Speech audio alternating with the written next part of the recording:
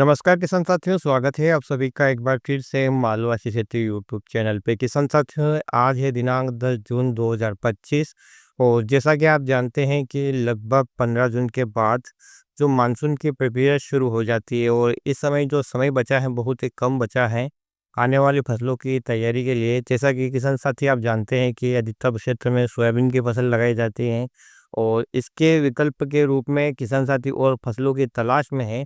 लेकिन किसान साथियों, जंगली जानवर नील घोड़ा, नीलगाय और जो सूअर हैं, वो फसलों को जो दूसरी फसलें जैसे मूँगफली हो गया या मक्का की फसल हो गई, इनको काफ़ी नुकसान पहुँचाते हैं।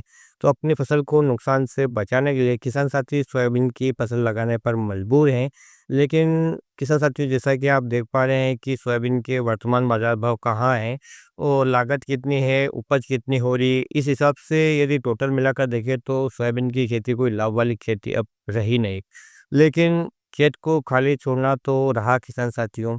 आज इस वीडियो में हम जानने वाले हैं कि ये जो वर्ष है 2025, इसमें जो सोयाबीन की बुआई होने वाली है किसान साथियों, यह हर वर्ष से आपको अलग देखने को मिलेगी। इस सीज़न में किसान साथियों रोगों और कीटों के आने की संभावना भी ज़्यादा है। साथ ही जो बारिश का जो मौसम विभाग ने बताया है वो भी अच्छा खासा बताया है, लेकिन आगे चलकर मौसम कैसा रहेगा क्योंकि भविष्य के गर्भ में तो किसी ने नहीं झाँका है तो कुछ कह नहीं सकते हैं। लेकिन किसान साथियों, जैसा कि क्लाइमेट अभी निकला है या यूँ कहें कि किसान साथियों गर्मी में जो बरसात हुई है कई दिनों तक, इसका इफ़ेक्ट हमारी आने वाली खरीफ की फसल पे तो पड़ेगा ही पड़ेगा। जैसा कि मैंने आपको पिछले एक वीडियो में भी बताया था। तो इस सोयाबीन की फसल से बोते समय हमें क्या-क्या गलतियाँ नहीं करनी है, किन बातों को सावधानीपूर्वक हमें अपनाना है, इस वीडियो में आज चर्चा करने वाले हैं। तो सबसे पहले बात कर लेते हैं बीज की। तो जैसा किसान साथियों, अभी आप नए बीजों की तलाश में भटक रहे हैं तो बहुत सारे किसान भाइयों को बीज मिल नहीं रहा है, किसी को मिल रहा है तो बहुत ज़्यादा रेट है। साथ ही किसान साथियों, कुछ ऐसी वैरायटियाँ इस वजह से फेमस हुई हैं पिछले वर्ष, जो काफ़ी डिमांड में है और उन वैरायटियों के किसान साथियों नकली बीज मिल रहे हैं। कहने का मतलब ये है कि उन वैरायटियों के नाम पे दूसरे बीज किसानों को मनमाने दाम पे बेचे जा रहे हैं। तो आप थोड़ी सावधानी रखें और जैसा कि मैं आपसे हमेशा कहता आया हूँ, जब भी कोई नया बीज ट्राई करे तो किसान साथियों से पहले थोड़े क्षेत्र में ले, क्योंकि नया बीज काफ़ी महंगा रहता है और उसका हमें अनुभव भी नहीं रहता है। तो यदि नए बीज को हम थोड़े क्षेत्र में लगाएँ शुरुआती वर्ष में, उसका अनुभव लें और अपने क्षेत्र में उसका प्रदर्शन देखें। उसके बाद यदि हम उसे सफल पाते हैं तो उसे अगले वर्ष और भी अधिक क्षेत्र में लगा सकते हैं।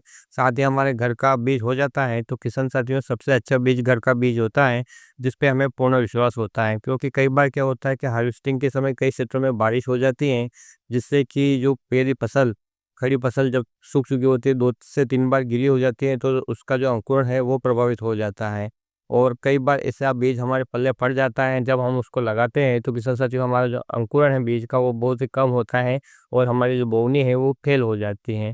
तो सबसे अच्छा बीज घर का रहता है ताकि हमें पता चल सके कि वो हमारी फसल गीली हुई है या नहीं, या उसका अंकुरण प्रभावित हुआ है या नहीं। अब अगली बात करें किसान साथियों, तो जैसा आपने इस वर्ष जो ग्रीष्म ऋतु में देखा है बारिश, इसका इफ़ेक्ट ये है कि हमारी ज़मीन पूर्ण रूप से तपी नहीं है। जैसा कि आप भी जानते हैं कि गर्मी में जितनी ज़मीन तपती है या जितनी तेज़ धूप गिरती है, उतनी ही हमारी ज़मीन में एक प्रकार की ऊष्मा या यूँ कहें उपजाऊ क्षमता बढ़ती है। और जब एक ही बार में जब बारिश हो जाती है शुरुआत में ही और बोने के लायक और हम फसल लगा देते हैं, तो हमारी फसल की ग्रोथ ऐसी होती है जैसे कि इसमें हमने एक्स्ट्रा खाद डाला हो। लेकिन जैसा आप जानते हैं कि ज़मीन इस वर्ष ठंडी है, या यूँ कहें कि पूर्ण रूप से तपी नहीं है, जिसके कारण किसान साथियों हमारे खेत में विभिन्न प्रकार की फंगस ने भी जन्म ले लिया है। और ये फंगस ऐसे पदार्थों पर सक्रिय रहती हैं जो अर्ध शुष्क अवस्था में रहते हैं, या यूँ आधे सड़े हुए आधे बचे हुए, इस प्रकार के जो भी कृषि अवशेष है या चाहे वो बीज हो उन पे या आके सक्रिय हो जाती है। तो जब भी हम फसल लगाएंगे या उसका बीज की उड़ाई करेंगे तो किसान साथियों क्या है कि हमारा जो सोयाबीन का बीज है वो नमी ग्रहण करेगा और उस नमी के साथ साथ किसान साथियों फंगस भी हमारी बीज को ग्रहण कर लेगी, या यूँ कहें कि हमारे फसल के बीजों पे फंगस लग जाएगी। और यदि इस प्रकार से फसल के बीजों पे फंगस लग गई तो हमारी जो फसल है किसान साथियों वो खराब हो सकती है, हमारी बोनी खराब हो सकती है। क्योंकि फसल के बीजों में यदि फंगस लग जाती है तो या तो बीज है वो अंकुरण से पहले ही समाप्त हो जाएगा, या अंकुरण के बाद किसान साथियों उसमें डैम्पिंग ऑफ बीमारी आती हैं, जो वो लग जाएगी और हमारा पौधा खड़ा खड़ा सूख जाएगा, तो हमारी बोनी पूरी बिगड़ सकती है। तो पिछले वीडियो में भी मैंने आपको समझाया था, भले ही आपने अभी तक कभी भी बीज उपचार नहीं किया हो, तो इस वर्ष आप बीज उपचार ज़रूर कर लेंगे किसान साथियों। और फर्टिलाइज़र यदि आप दे रहे हैं, तो जैसा कि मैंने आपको बताया है कि 2 से 3 प्रकार के हमारे पास विकल्प हैं। जैसा विकल्प आप अपनाना चाहते हैं, अपना सकते हैं। सभी के रिज़ल्ट मिलते हैं किसान साथियों, लेकिन संभव यही है कि आप खड़ी फसल में उर्वरक देने के बजाय या तो बुआई पूर्व डाल दें या बुआई के समय डालें, तो आपको रिज़ल्ट अच्छे मिलते हैं। क्योंकि जब बरसात होती है तो किसान साथियों ये जो पोषक तत्व हैं पूरी तरह से मिट्टी में घुल-मिल जाते हैं, और जैसे हमारी फसल अंकुरित होती है, तब से इन्हें मिलने शुरू हो जाते हैं, तो हमारी फसल शुरुआत से ही अच्छी ग्रोथ करती है। एक उम्र निकल जाने के बाद या वानस्पतिक ग्रोथ हो जाने के बाद किसान साथियों यदि आप फर्टिलाइज़र का प्रयोग करते हैं, तो उसका फ़ायदा आपको इतना देखने को नहीं मिलेगा। आपकी लागत तो बढ़ जाएगी, पोषक तत्वों का भी पूरा फ़ायदा आपकी फसल को नहीं होगा, और आपको खाद देने के बाद भी फसल हल्की दिखाई देगी।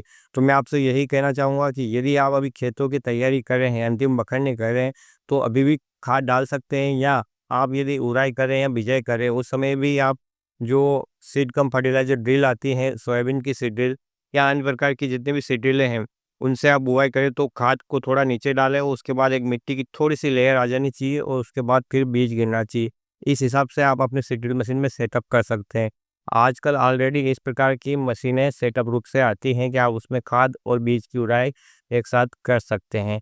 तो मेरा आपसे यही कहना है कि चाहे आप कीटनाशक से बीज उपचार करें या ना करें किसान साथियों, लेकिन आपको फंगिसाइड से बीज उपचार करना ही करना है।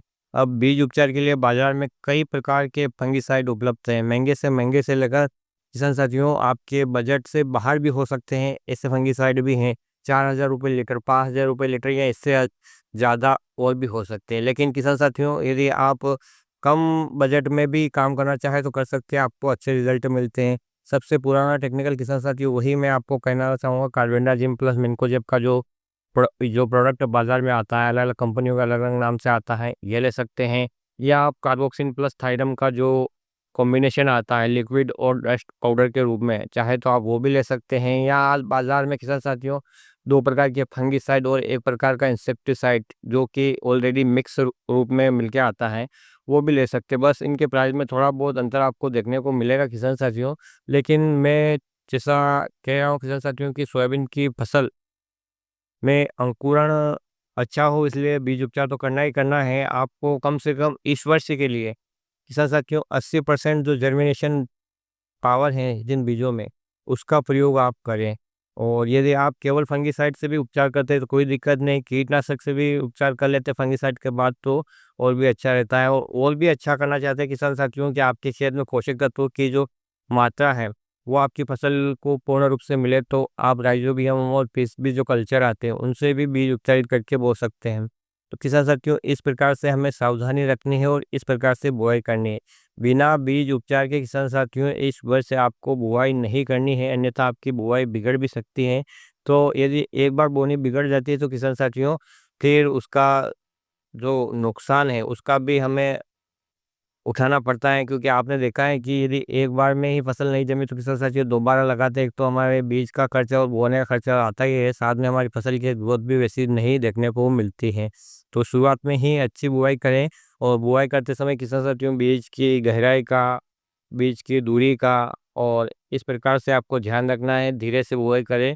आप ट्रैक्टर की स्पीड को कंट्रोल में रखें और बतर आने पर बुआई करें, ज़्यादा गीले में आप बुआई ना करें। तो किसान साथियों इस प्रकार से शुरुआती चरण होता है बुआई का, उसमें हमें पूर्ण रूप से सावधानी रखनी है। काफ़ी महंगे बीज किसान भाई खरीद रहे हैं, तो उन बीजों को सही से अंकुरण हो सके, इसलिए बुआई समय हमें इन सब बातों का ध्यान रखना है।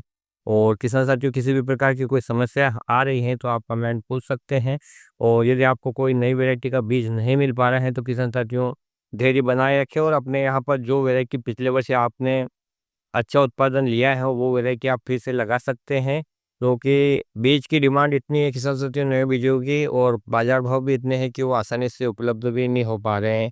तो यदि थोड़ा बहुत भी आपको मिल जाता है कोई नया बीज तो आप उसे ट्रायल के रूप में ज़रूर लगाएं, और या यदि आपको नहीं मिलता है पास पड़ोसी को मिलता है तो उनके वहाँ भी उस बीज का पूरे मानसून सत्र के दौरान आप निरीक्षण ज़रूर करें ताकि आपको उस वैरायटी का अनुभव मिल जाए और अगले वर्ष से आप उस वैरायटी को लगा पाएँ। तो किसान साथियों, आज के वीडियो में इतनी जानकारी थी, उम्मीद करूँगा आपको पसंद आएगी। पसंद आए प्लीज़ वीडियो को लाइक और चैनल को सब्सक्राइब ज़रूर कीजिएगा। अन्य किसान साथियों के इसमें इस वीडियो को शेयर ज़रूर करें। फिर मिलते हैं एक नए वीडियो में एक नई जानकारी के साथ। तब तक के लिए ख्याल रखिए आप अपना, अपने परिवार को और अपने पशुधन का। वीडियो देखने के लिए आपको बहुत-बहुत धन्यवाद। जय हिंद, जय जवान, जय किसान।